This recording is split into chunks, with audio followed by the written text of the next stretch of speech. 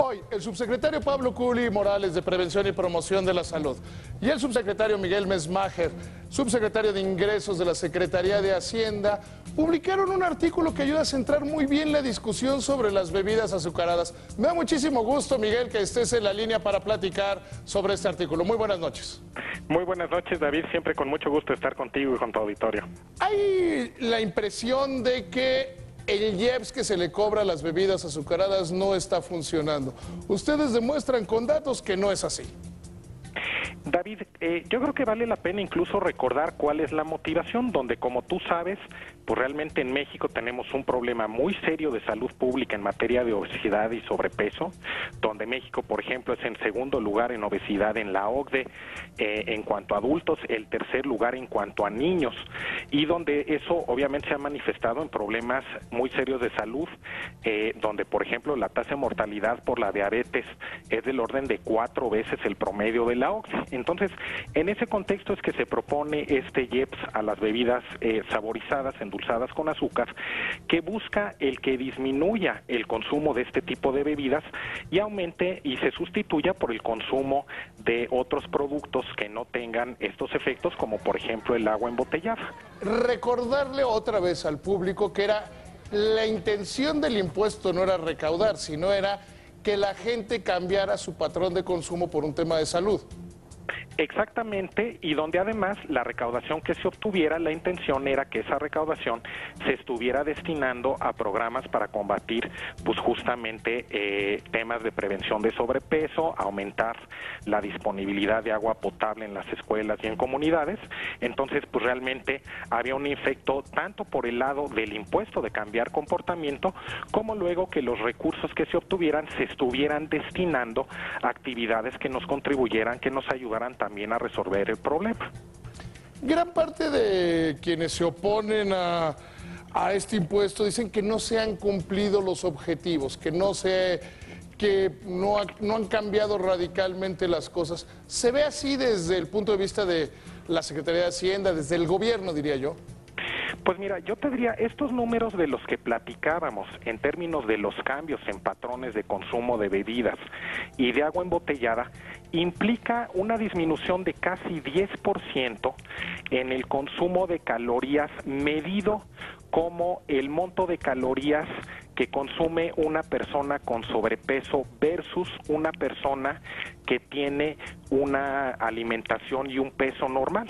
Entonces, pues es una contribución bastante significativa el que esto puede estar llevando a una disminución de 10% en el exceso de consumo de calorías que tiene una persona con sobrepeso.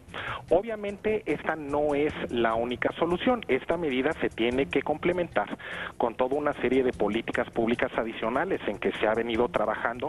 Como tú sabes, pues se han hecho campañas para promover educación física, campañas de concientización sobre los problemas de sobrepeso, se ha incrementado la disponibilidad de agua potable, limitaciones a la publicidad, particularmente dirigida a la niñez, y también asegurar que haya disponibilidad de otro tipo de productos en las escuelas. Claramente el impuesto es uno dentro de muchas herramientas de política pública que se están utilizando para combatir este problema tan grave que padece México por el tema de obesidad. Considerando que la medida ha sido exitosa y que los números así lo señalan, ¿por qué no aumentar el IEPS? ¿Por qué no tomar la decisión de ir más allá en este impuesto? Yo creo que todavía es prematuro, David. Yo creo que necesitamos un poco más de tiempo y más análisis, porque claramente lo que nosotros esperamos es que a lo largo del tiempo, aún sin cambios en el impuesto, pues vayamos viendo que se van profundizando sus impactos, en la medida en que va aumentando la concientización de las familias mexicanas, en la medida en que mejoran los canales de distribución del agua embotellada, gracias a que se vuelve más competitiva por el impuesto.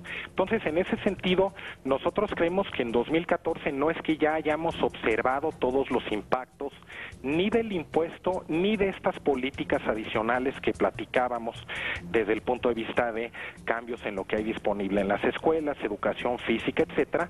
Creemos que es necesario esperar un poco más para evaluar todos los impactos del impuesto antes de decidir realizar modificaciones. ¿Hay alguna presión, parte de la industria, parte de gente que quizá le falta información, para ir atrás, para volver a un esquema como el anterior? ¿Hay disposición o cómo se ve desde la Secretaría de Hacienda? Bueno, realmente no estoy seguro exactamente a qué te refieres con regresar. Hay quienes dicen que hay que disminuir el IEPS, que habría que, por lo menos dicen que hay quienes dicen que hay que quitarlo y hay quienes dicen que hay que disminuirlo dado que no ha funcionado según ellos.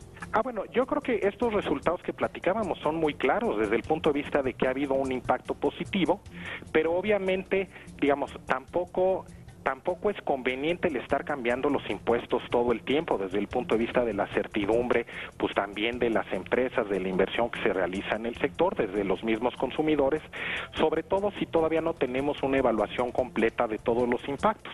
Entonces, en ese sentido, nosotros sí creemos que el impuesto debe de permanecer en sus términos, se debe de complementar con todas estas políticas, otras de las que hemos estado hablando, antes de que estemos realizando cambios tanto al alza como a la baja. La verdad, yo creo que la evidencia es bastante contundente de que sí ha habido un impacto positivo significativo.